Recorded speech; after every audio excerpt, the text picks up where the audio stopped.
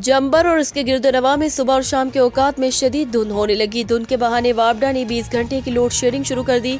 फूल नगर, जंबर, गुलशन अड्डा, भोने के मोड़ और इसके गिरदोनवा में सुबह और शाम के औकात में शदीद धुंध के बायस हद निगाह इंतहाई सिफर होने से कौमी शाहराह पर ट्रैफिक की रवानगी मुतासिर। डीएसपी मोटरवे तनवीर असगर खोकर ने हिदायत जारी करते हुए कहा कि शदीद धुंध के बायस दिन में ही रात का समा दिखाई देने लगा है।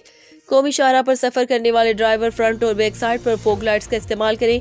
शहरी गैर जरूरी सफर से परहेज करें। जबकि लेस्को वापडा जंबर ने धुंध का अनोखा हल निकाल दिया। 24 घंटों में सिर्फ 4 घंटे ही शहरियों को बिजली मैसर होने लगी।